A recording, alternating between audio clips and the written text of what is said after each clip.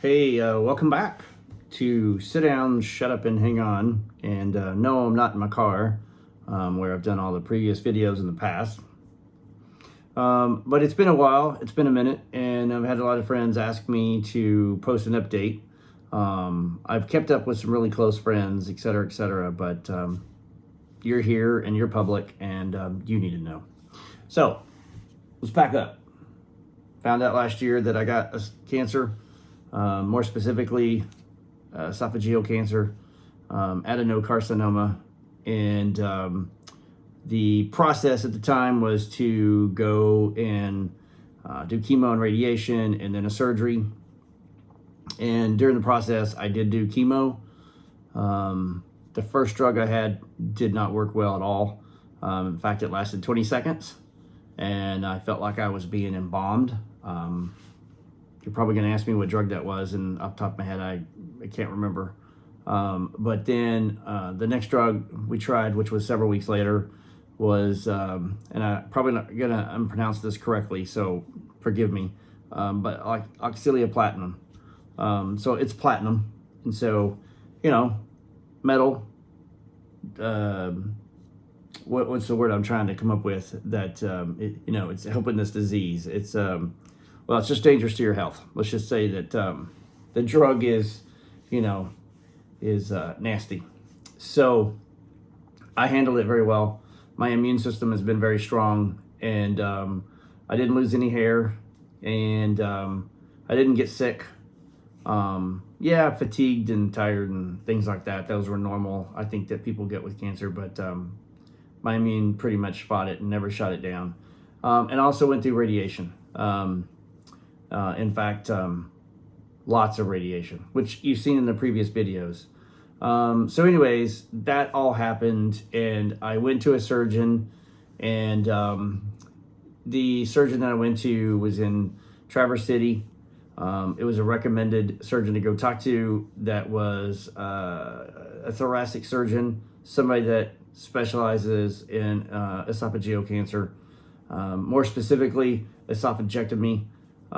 Which is, if you want to know, you can go research it. But it is a realignment of your esophagus. They remove your esophagus completely, typically from right here, which I have a scar you can see.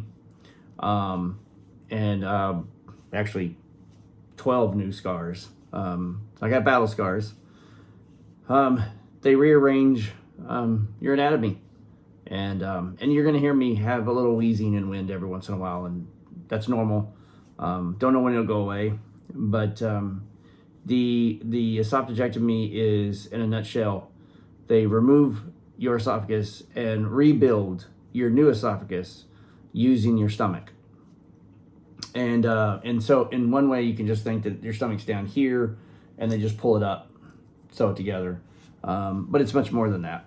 And so I went to the first surgeon, and I was told that it was going to be this minimally invasive surgery, and then I had this in my brain, and I was pretty much dead set of doing it until I got to the surgeon, and then it was the total opposite, and it was this big invasive surgery, and that if one thing happens on the table, and she mentioned 5 things happen on the table, then we would be saving my life and not reconstructing surgery.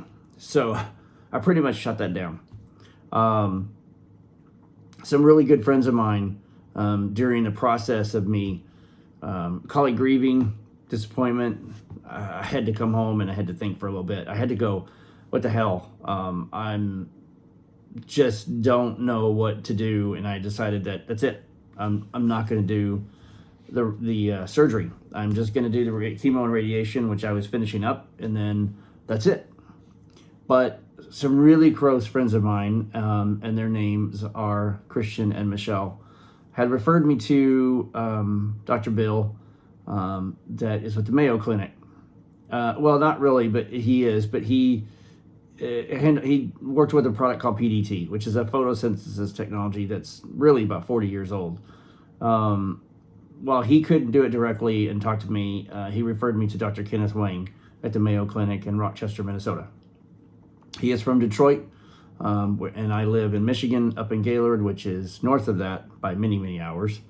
PDT was not a case. I was not a candidate, and so it was not a case for me to research and do anything further. But he asked me at the very end. I expected the conversation to end pretty much within 30 seconds when he told me that, which we were about 3 minutes in. But he said, "Would you like me to put you into the surgical team and see if somebody will take your case?" And I was like, "Yeah." And I was like, "I don't know how that works." And he goes, "Well, you're already in the system." So apparently, between Dr. Bill and Dr. Wang, they got me in the system. I was already a patient, already had an ID number. So I didn't have to do all the intake. I didn't have to do all the things that go with people. I was very, very fortunate. I mean, very, very blessed that how I got put in the system and how I got where I need to go was I'm beyond words. And so lo and behold, it's kind of like some of the TV shows you watched where there's a surgical team, multiple teams, and somebody talks about the case and somebody raises their hand. And I don't know the numbers, but I think it's somewhere between 9 and 10 teams in there, 12 teams or something like that. And one of the surgeons raised their hands and took my case. And her name is Dr. Shonda Blackman. She is a resident with the Mayo Clinic in Rochester, Minnesota, and she is a rock star. There's kind of a funny thing. I did a 3-minute or 30-minute or so Zoom call with her, and she had kind of I call it a cocky attitude, but it's really my wife. She's very assertive. My wife calls it confidence. But she's very highly intelligent, very smart, and she really calmed me down and made me relax and made me feel me, and told me that she's very confident in getting all the cancer, and that she made it very clear that I would not die of this cancer, that I would die of something else, and she will get all the cancer. She will get it all. And I'm like, wait a minute, you don't know me. You have a brief information of case on me. You only have what I told Dr. Wang. And so there's no charts, there's no records, there's no history. I'm just getting started. So who is this lady talking to me and telling me she's going to save my life, right? And yeah, it was so empowering to hear that. And I was so, I was taken back because I was like, I don't know how to act. I don't know what to feel. I'm 100% not wanting a surgery. And then here I am talking to a doctor. At the same time, I now have another doctor reaching out to me. At the same time, I'm actually on the Zoom call from the Henry Ford Clinic, and which is another cancer institution like MD Anderson and all.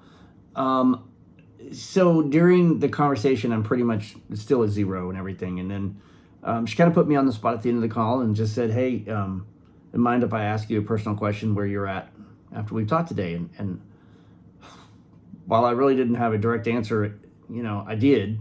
And I just told her, I said, I'm at 70%. So I got off the call, felt very good about it the rest of the day.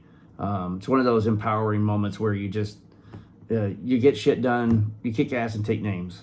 And I felt very empowered. And it didn't happen that day, but several days in the future, I made the decision to go ahead and do the surgery. And so I reached back out to her, and we set a date, which happened on March 7th, which was the surgery, but I had to get there earlier on March 3rd.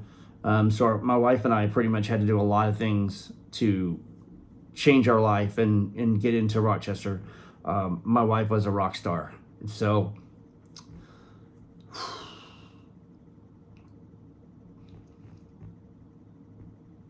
she was there every step of the way. And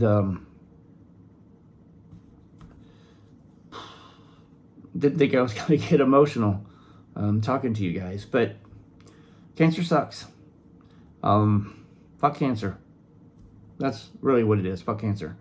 So anyways, I get to the Mayo Clinic. We have to do 4 days worth of testing, rigorous testing back and forth, breathing tests to all kinds of scans. I mean, I went through it all at the Mayo Clinic. And I will tell you that going to Rochester, Minnesota to the Mayo Clinic is it's a whole nother world. It is a whole city of its own, and it's you can get lost if you don't get the direction and the information. You can definitely get lost. But we did pretty good. We had some pretty good instruction. You ask questions to every attendant. Where's this? Where's that? What's this? What's that mean? Because it'd be funny as hell. It's like, go to the 5th floor and go to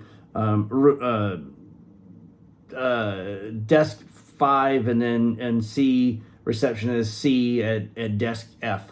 And it was like, you're reading this going, what the hell? But anyways, it worked out. So we did the 4 days of testing, and then I met the night before with the surgeon as a follow-up to all the tests that we did that week. And she told me that where the cancer was and that she was going to get it. And there's some funny moments that were in that moment where I was looking down and I wasn't looking at her in the eye. And we had talked for, 10 or 15 minutes about all the problems and the situation at hand and all. And she said to me, I'm going to get all the cancer. And I looked down and I said, okay. And she goes, no. I need you to look at me. And so I looked up and I'm looking at her in the face, and she's like, so I need you to tell me I'm going to get all the cancer. You're going to tell me you're going to give it to me. And I looked around and I looked at her eyes, and I kind of moved around because I wasn't comfortable looking at her straight in the eyes. And I know you can't imagine what the moment's like, but the moment is, you're blank. You don't know how to feel. And so I'm sitting there, and she says to me, she puts her hand on my knees and she says, look at me straight in the eye. And you tell me, I'm asking you a question. I want you to give me all the cancer, and you're going to give it to me, right? And I looked at her and I go, yeah. And she goes, that's not good enough. You're going to give me all the cancer, right? And I went, yeah, I am. Yes, I am. You can have it all. And right afterwards, my wife had said something to her to make sure that the team understood where I was coming from. But I hadn't really shared any information except to 2 people. And my wife was one. And then the gentleman I mentioned earlier, Christian, was another. And I said that I wasn't sure I was going to wake up. Surgery was going to be hard. And I've had a lot of surgeries in my life, quite a few actually. And this is the first time that I didn't do something to my body. I didn't have an accident, wasn't stupid. And my body's done a few other things, so it's not always been my fault. I've had some back surgeries and stuff, and that wasn't physically related to work. It's because I got spinal stenosis. And I've had that all my life, but didn't know it until I was in my 40s. But anyways, so I'm listening to her, and she asked me, she says, okay, so, what's going to happen tomorrow? And I was like, yeah, and I get it, And so she's like, it's, it's a 7-hour process. If something happens, it's going to be longer. She told my wife, don't expect, she's not that type of surgeon to come out and tell her every 2 hours what's going on. There's a screen, and she updates the screen, et cetera, et cetera. And sorry about that. I keep getting messages. So, and it's just, so it was, she was just telling her exactly what's going to happen, which we're comfortable with that. And then she says to me, she goes, what's your favorite music? And I go, yeah, I'm across all the board. She goes, well, what are you listening to now? So, I'm on a kick. I think you change in your age and you get into different genres of music. And so right now I'm been listening to a little bit more of hard rock, while I still love the 80s and still love the 90s music and 60s and 70s, but mostly 80s. I'm listening to Five Finger Death Punch and several songs of theirs that I love and I love to hear. And if you want to know one of my current songs I'm listening to from Five Finger Death Punch, it's I'm a Little Bit Off Today. While it's kind of a sad, detrimental type song, it's the wording that comes to mind and how you feel and what you're going through emotional wise. And sometimes it's just like saying fuck cancer, and that's what A Little Bit Off Today is to me. And it's not anything more than that. But anyways, So I give her 3 songs, and this is going to be long-winded, and I'm telling you a whole story. So just sit back, relax, and shut up and hang on, right? So the next morning, we get there, and 5:30. It's so early as hell. Surgery is going to be, I don't know, 7:30, 8 o'clock, 9:30. I can't remember, 7:30 or something. It was going to have to wait 2 hours. And I think it was 7:30 because it's a 6-hour minimum, but it's 6 to 7 hours surgery. And so anyways, we get inside and we get to the process. And, and all the times I've had any kind of surgeries, I've always gone into, the entry room where you go in there and it's where you come back to recover after surgery and all. And I'm just sitting there, and all these people are coming in, and I'm anxious and have anxiety, and I'm ready to get this crap over with, and all that jazz. And I'm just looking around, and I'm like, when am I going to get my drugs? I don't want it at the last moment. I'm ready to go to sleep. I'm ready. You guys get this shit done, And then the anesthesiologist comes see me, and then a couple of different doctors come see me. And finally, Dr. Blackman comes in, and she goes, "Oh no, we'll give you the drugs when we get into the surgery room." And I'm looking at my wife, going, "What? I don't want to see the surgery room. Oh, ooh." Well, lo and behold, I got wheeled into the surgery room. So I pretty much blanked out going down the hallway. I remember the guy pushing me. I remember the guy chatting 90 miles an hour. I have no idea what he talked about. I think he asked me where I was from, which, by the way, 4 days of people asking me, "So where are you from?" And you go to the next nurse, "So where are you from?" And you start off with saying, "Oh, I'm from Gaylord, Michigan, moved from Texas 2 years ago," and then you get to the point where it goes, "I'm in Gaylord, Michigan. I got nothing else." That was it. You just get tired of telling everybody. They ask you, and it's all friendly and it's all nice. It's just, it's interesting concept to think about as I'm going back, thinking and to tell you guys. So I'm sitting there, or laying there, and we get wheeled down in there, and I go into the surgery room, and lo and behold, Five Finger Death Punch is playing. And I see there's a team of people in there. I don't know how many people were in there, but I remember 3 or 4 more specifically. One was a nurse that walked with me right when I got, or escorted me from the door into the room, and asked me to help them get me off the gurney to another bed, which, by the way, freaking thing is like 9 inches wide. That's what you got to lay on for the next 7 hours. And anyways, I'm hearing my music, and I'm watching a girl over here to my left, and she's jamming out, going, I've never heard this band. I really like this music. And so I was like, yay, I intrigued somebody to listen to something different. And then Dr. Blackman comes in, and I can barely see her as I'm laying flat, so I can see her at the corner of my eye come in the room. And she comes in, and she does this, and she says, "Well, this is different. So this is Five Finger Death Punch. I like this. This is actually a really good song." And it actually was one of my favorite songs. And it just came on. So I mean, like, it was like maybe 30 seconds in to my favorite song. And so she pauses for like 10 seconds. Felt like 30 minutes in my world. And all I hear is she does this, and then I see her arm go. And next thing you know is this gentleman that's sitting over here in a computer or an iPad or whatever he had. And he starts reading off. Okay, his name is Mark Warner. He's April 3rd, 66. And he just reads all my vitals and all that jazz. And I was out. And the time that I was there, I was still looking around, because I even asked the girl next to me, which was Katie. And I said, "Katie, when am I getting my drugs?" Because I was like, what the hell? You got me on this gurney, you got my music playing, and I'm going to be stuck in here for 6-7 hours. And I didn't want to see all this crap. I don't want to see the tools, which I didn't, by the way. But I did see some robotic arms, and I'll tell you about that in a minute. And so that was it. I passed out, and that was history.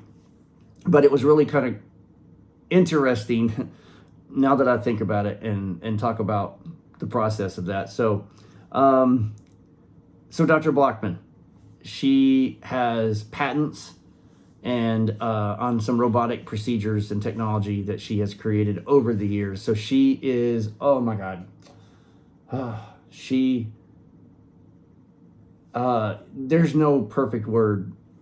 She's a godsend. She's an awesome surgeon. She's vivacious. She's pretty. She's bold, aggressive. My wife calls her confident. She's very assertive. She knows what she's doing. She's could be overly confident to some degree, but she really knows what she's doing. So moving out of that, I get into the surgery on March 7th, 2022. And I don't remember, I mean, it took around 7 hours. And apparently most people recover 2 hours. I took a little over 4 hours. I don't think I went over 4.5 hours. And so I was in my room already. My wife was in there. She'd been in there for several hours while I wake up. And my wife says that out of all the surgeries I've ever done, it's the first time she's ever seen me with my full complexion. I had, my color was there. I was breathing well. I didn't look like I was struggling. I looked very peaceful. But the fact that my color was there was magical. And I'm glad, because I know people can get sickly, and I didn't apparently. So,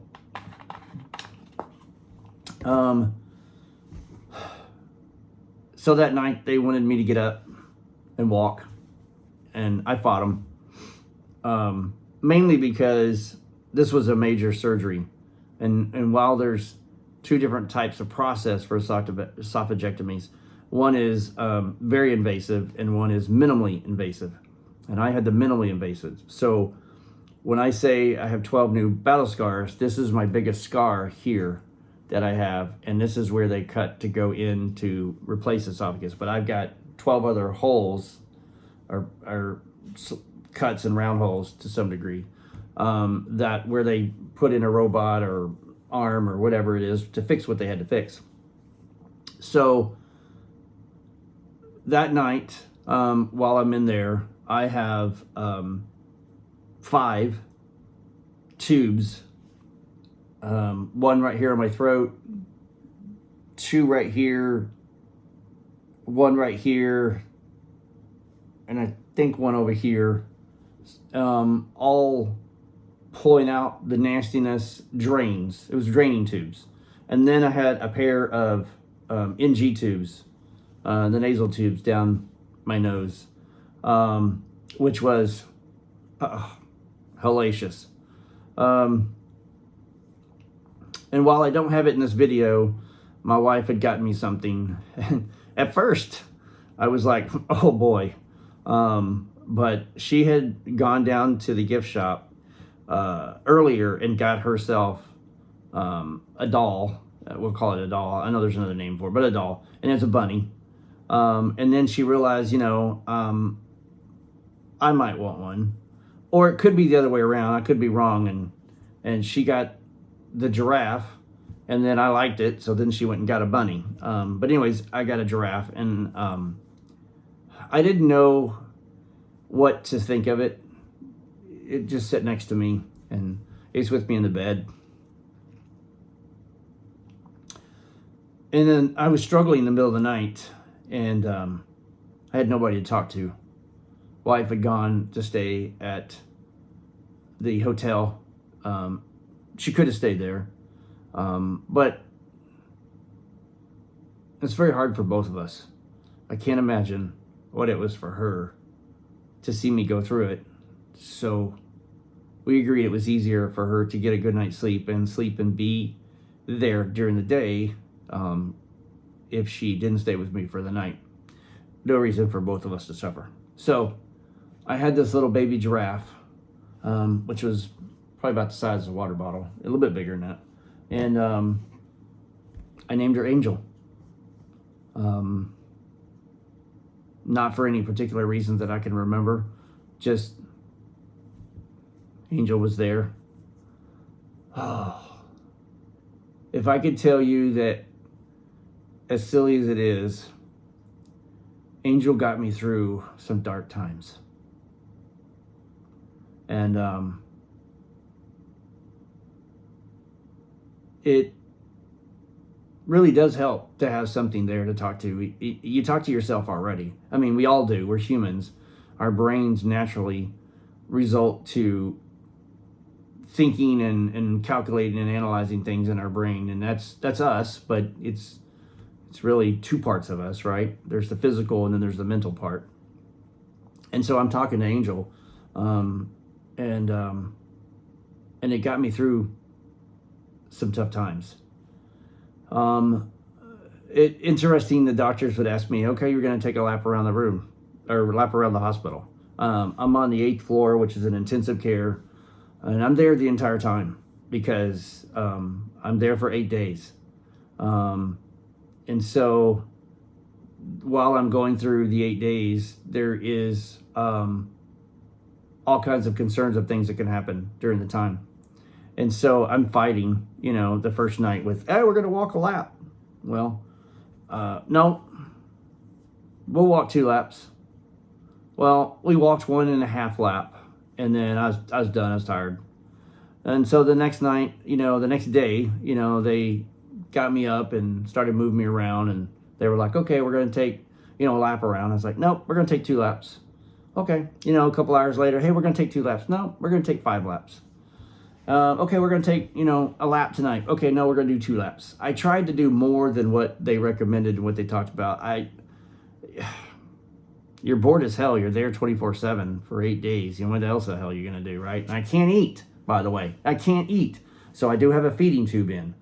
And so they're feeding me the entire time. I can't drink. I can't do nothing. The next day, they realized the problem that I was having. I developed a lot of mucus.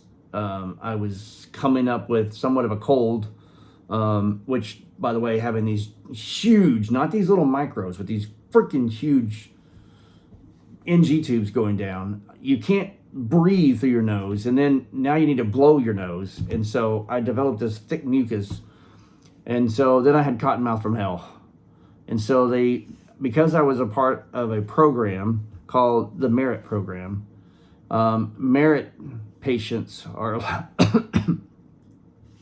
they're allowed to chew bubble gum, sugar-free, and then brushing your teeth 5 times a day, and certain things where other people that were on the Merit Program didn't have the ability to do that. There are some doctors there that let their patients go in the 7th and 8th day, and they're eating and drinking full time. My Merit Program is more of a slower recovery, but it's a process to get you long term, and not worry about short term. It's all about long term recovery, but in a short time period to help you heal. And so the second night, I was okay. The third night, I was walking and started physical therapy, just went through the motions. During the day, I was tired and fatigued. I smell food going down the hallways that other patients were getting. Not everybody. There were only a few patients, because not everybody had esophageal cancer on that floor. There was probably only 2 or 3 people. So then other people had different cancers where they could eat. So I would just chew bubble gum. So on my third night, I was tired. I couldn't sleep. I was miserable. I called the nurses in 1 or 2 o'clock in the morning. Angel wasn't helping me, and she wasn't talking to me, so I was miserable. And on the 4th night, I had it. I had it. It was 2 o'clock in the morning. I called the nurses in. I had a meltdown. From emotional breakdown to crying to yelling to screaming to I'm pulling these tubes out. I can't breathe. I haven't slept in 48 hours. I am absolutely miserable. And I can't imagine another time in my life that I was so miserable. And so I'm sitting there and I'm trying to recover that. And they ended up giving me some things like Zofran and a few other things to calm me down. And I was able to get a little bit of sleep. More or less the next morning, I slept from like 9 a.m. until 11 to 12. Then my doctor came in and said, we might pull out the tubes a little earlier. They usually typically keep you 8 days, and on the 7th day, they remove the tubes. I got the tubes removed on the 6th day. Turns out that was the best for me. I had pretty much gotten rid of all my fluids that they needed to drain out between my lungs. Oh, I need to talk to you about my lungs. I'll come back to that. And so the process is I will remove them early. Well, on the 6th morning, she came in at like 6 a.m. and said, yeah, we're going to remove the tubes today. Well, I had to wait till noon. So I was suffering still. But 6 to 10 hours after the tubes were out on the 6th day, holy hell. Wow. I was me again. I was it. Okay, now you want me to walk 5 laps? No. We're going to walk 25 laps. And so that's what I did. I just worked my ass off and I healed, and I did positive things. I didn't worry about nobody. I didn't do, I did everything they said they wanted me to do, but I was here. I did my own thing. My wife was there the entire time. She walked me through things, but we didn't have the conversation that some couples may have where you need to do this, you need to do that. You know, I pretty much got off my ass and I did things. There was a few times I gave her some hell. There was a few times, I mean, it's just what you do as a husband, right? But I love her very much. And so, so the 6th day was really good. And then the next morning, the team had come and said, you know, we might release you today. And I was, whoa, we're on the 7th day. Sure enough, 3 or 4 hours, which was around 11 a.m. on the 7th day, I got released. So that's my surgery, the process. I'm going to pause there and I'm going to back up. So during the testing, they saw an anomaly in my lung and thought maybe it might be cancer, because what it looked like in the scans was hard to tell. So what they did was, while we're in surgery, they deflated my right lung and cut a corner out on the top of my lung and immediately sent it to pathology to have testing. And if it was cancer, then we were going to cancel the surgery, wake me up, and then I was going to have to go down a different path, because then that means that I have lung cancer. Fortunately, I came back negative, and turns out that at some point in the last 6 months before all this, I had pneumonia. Could have been a little bit of COVID, which I never developed COVID the entire time, but that could have been it. And for me, it turned into pneumonia. And so it damaged a corner of my lung.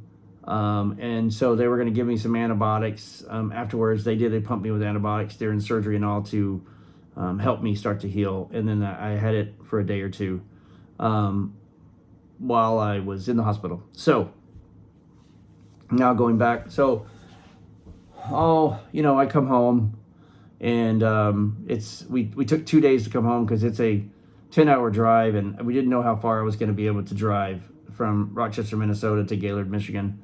And so we stayed overnight in a hotel, and I've got a backpack on because I've got my feeding tube and machine behind me, and I've got to carry this, and I've got to do this for a month.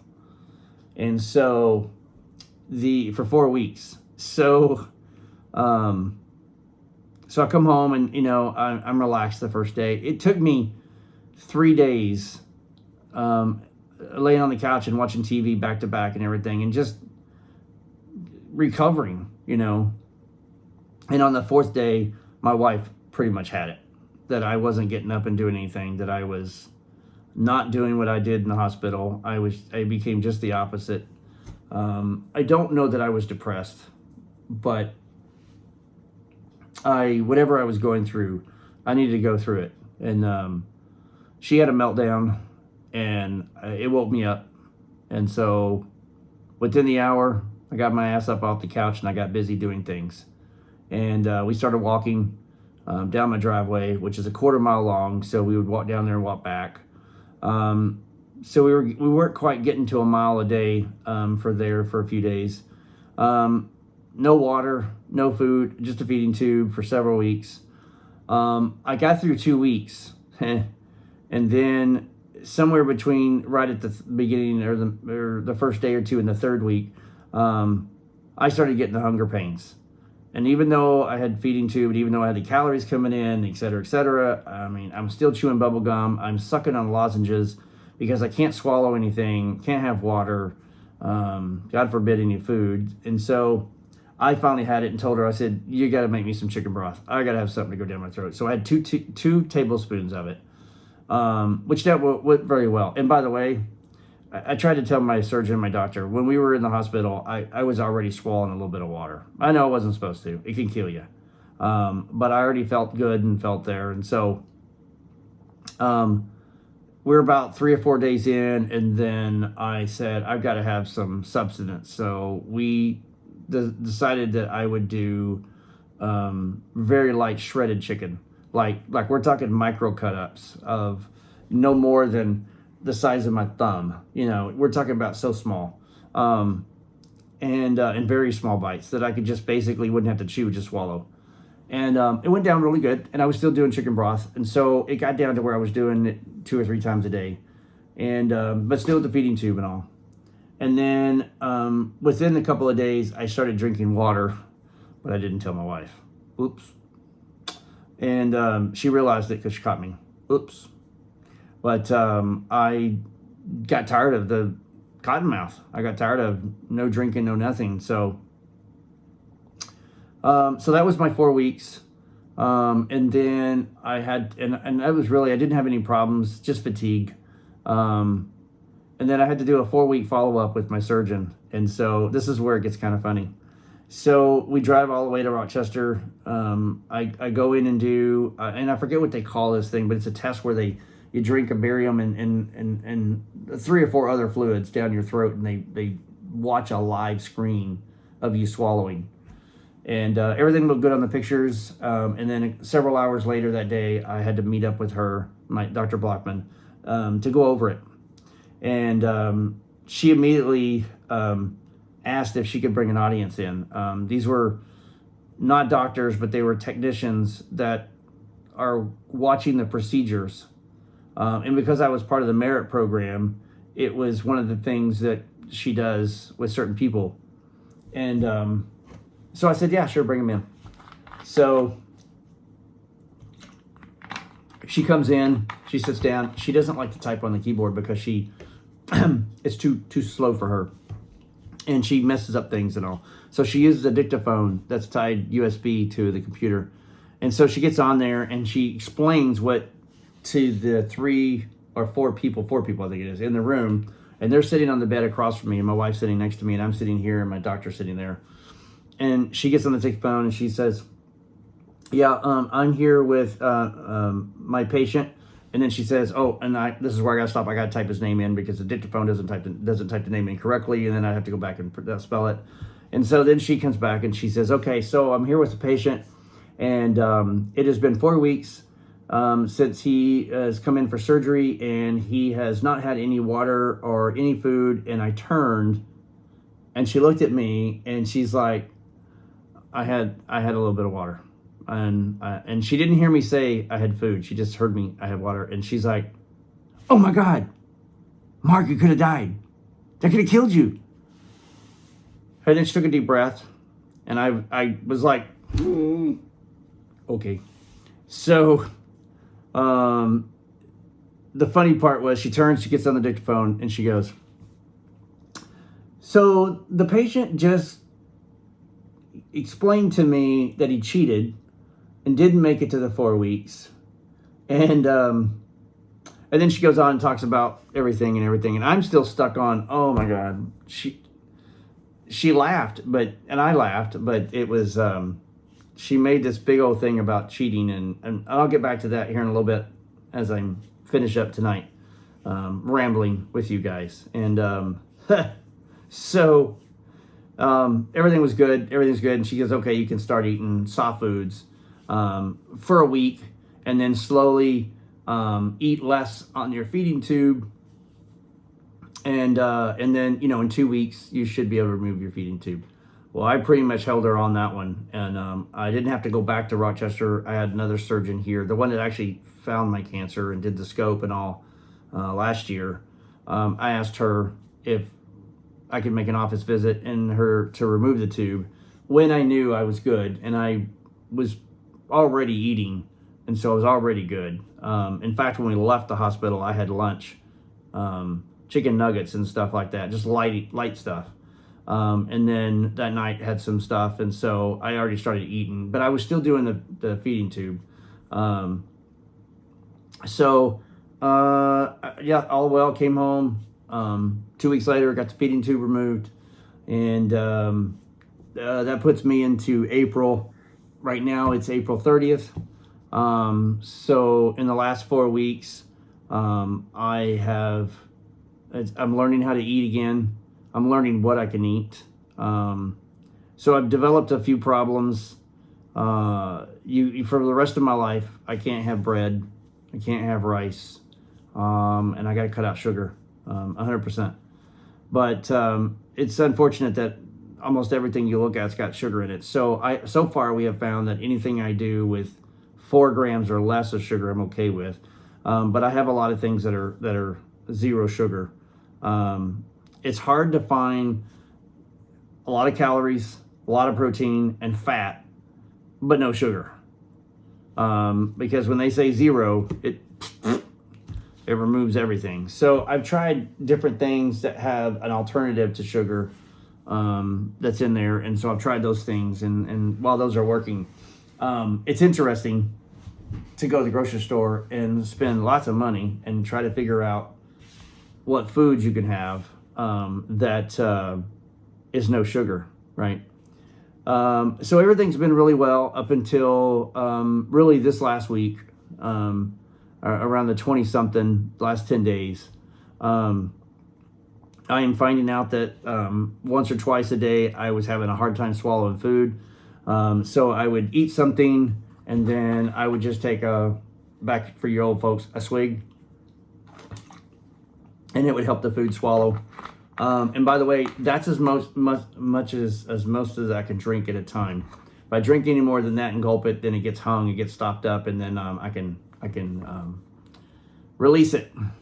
Try not to be nasty here. So, upchuck, whatever you want to call it.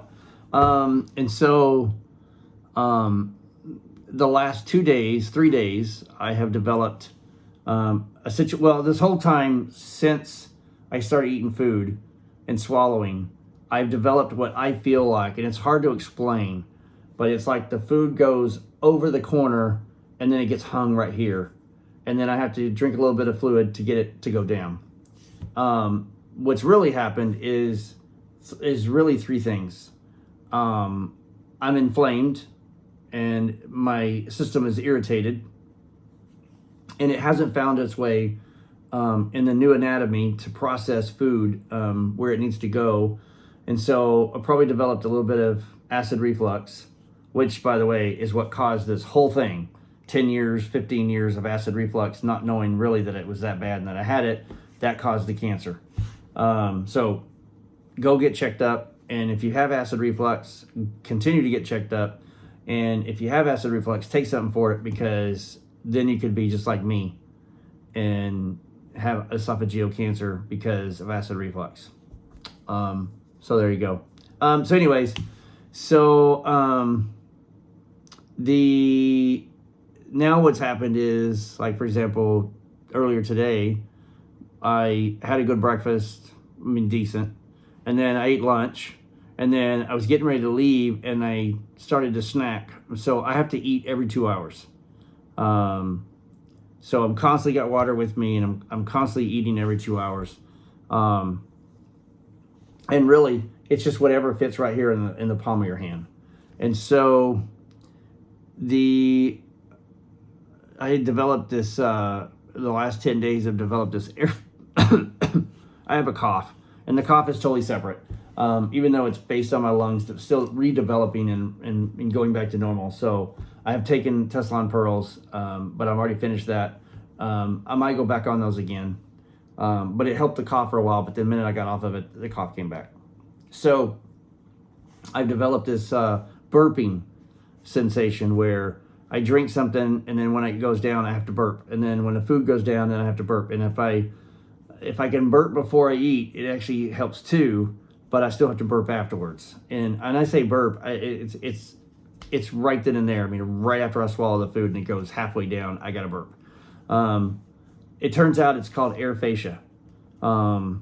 It's because my system's inflamed, it's irritated, and I'm sucking in a lot of air. So every time I drink, what I'm supposed to do now is blow air out,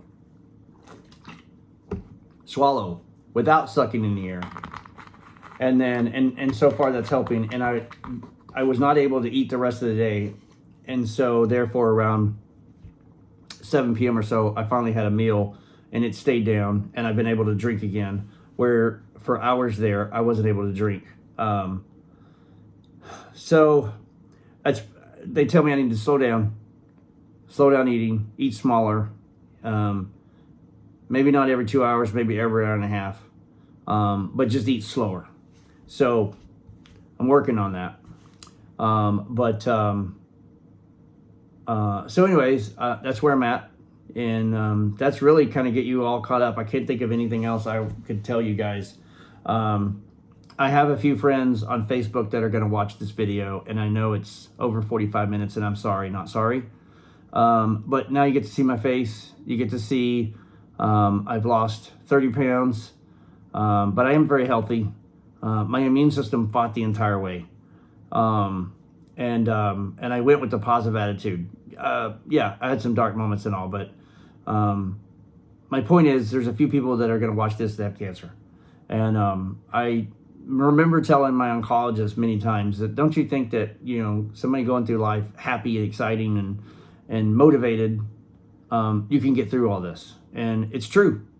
You're going to have your moments, and cancer sucks, and fuck cancer and all that jazz. But you got to have a positive attitude. And I think for me, maybe for you watching this, if you unfortunately develop any cancer in your lifetime, I think I've nailed it down to 3 things. Outside of me having a positive attitude and a happy attitude, which I always have, I think there's 3 things that I feel you need to have in front of you. Number 1, a supporting wife, a spouse, a loved one, somebody that's with you the entire way, never leaving your side. That's important. Number 2, having the confidence of having a surgeon and a team to be able to take care of you.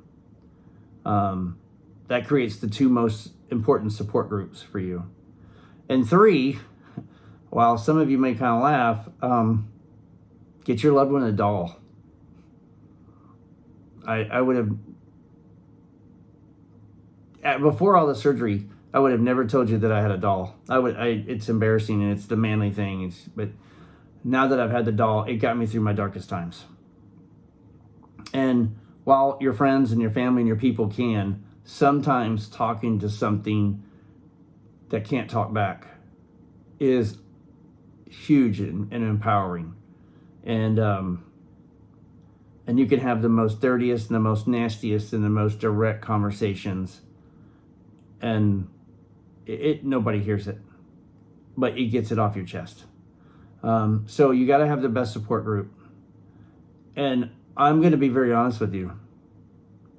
If you're suffering through cancer right now, which I know a few of you may watch this, have it, and you're dealing with it. If you have a negative person in your life, get rid of them. You don't need it. You don't need the drama. You don't need the negative. And if you don't have a person that can be positive to you, get rid of them. You don't need it. And if you have somebody that is close to you, but now they're not calling you, don't go out of your way to make it stressful on you anxiety built it on you because you don't know why your friend's not talking to you. Okay? They're having to suffer a little bit too, but you are the only thing that matters, and you have to get through it. And I know it's easier said than done, but if you're going through cancer and you're having to process this, I'm telling you, you have to go through this thing with no stress. If you have stress, it makes it worse. I didn't have any stress. The anxiety and stress was pretty much out the damn door. I was gung-ho and ready to fight and ready to get this done. And so I had a goal from day one, and my goal is still the same today. And I told the surgeon this, and I said, I need to make it to 3 digits. I was 55 when I started. I'm now 56. I have 44 more years to go. That's a long lifetime. And while I may or may not live that long, my goal is to get to 100. Anything more than that's a bonus. She told me the same thing after she did the surgery. I won't die of this cancer. She got it all. Now, the last thing I'll say is the pathology came back on about 20 of my lymph nodes that were also taken out during the cancer, and 2 of them had cancer. So during the time of chemo and radiation or after before the surgery, my cancer had spread. It's what we didn't want to happen, but it did. And so the good outcome of it is it killed it. They were both dead. So that means the chemo and radiation worked, and the surgeon worked because she got all the cancer out. I had 10 centimeters and she got it all. So while some beforehands were all doom and gloom and you may not make it in 2 years, you might die in 10 years. You do the surgery, you'll be gone in 2 to 3. And if you do the surgery, you could be good 5 to 10. The average lives 10, but the surgeon I went to, Dr. Blackman, was like, that's not true. You can live a very long life. You have to realize the surgeon that you would go to might do 8 to 12 of those a year when her team does 300 a year.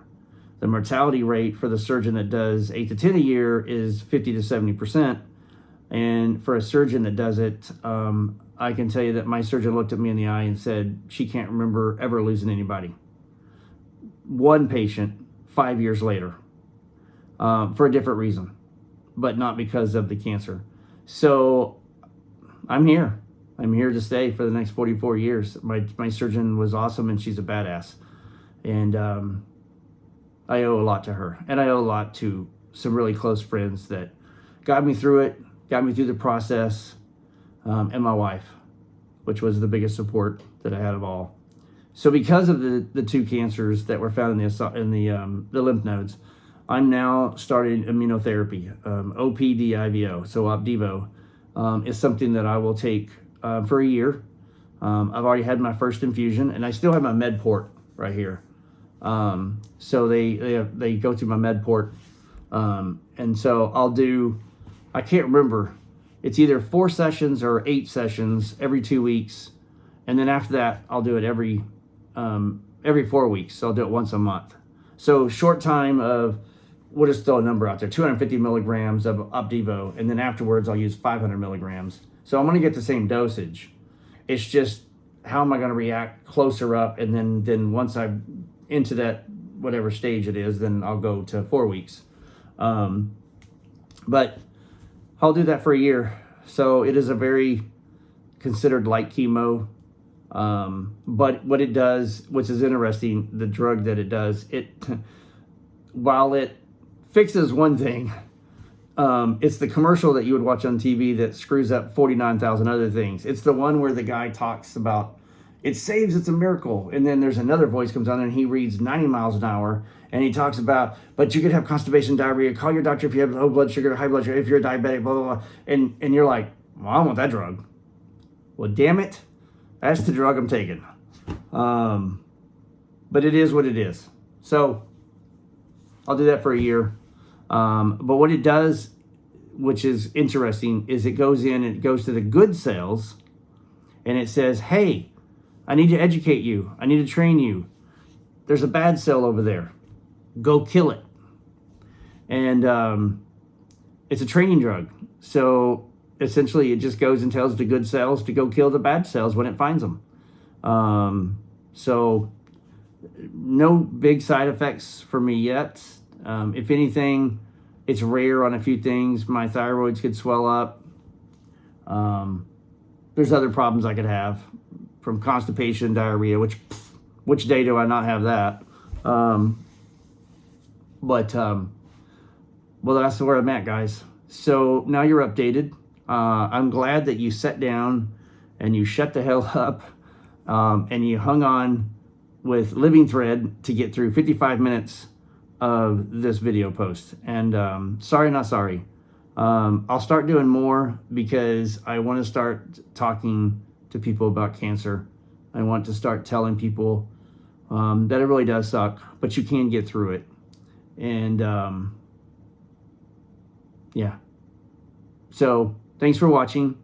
Thanks to all my friends over the last year and even over the last 45 or 60 days, people that have commented and talked to me and called me out of the blue, and I had some really wonderful friends. And so I'll mention a few of those. So Caleb sent me a package early on. My wife's boss, Laura, had sent me some shirts. That was pretty cool. Thanks to Joe, Christian and Michelle, Jeff, you guys all know your name, Zane, Michael, we call him Shit Stain. Another story, another day. And my wife Kim, Stuart Sachs, Doug,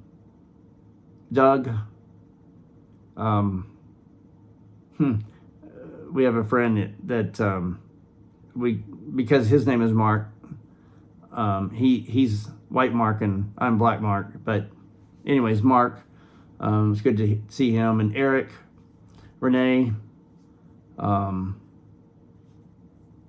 I'm trying to think, Sean Heatley,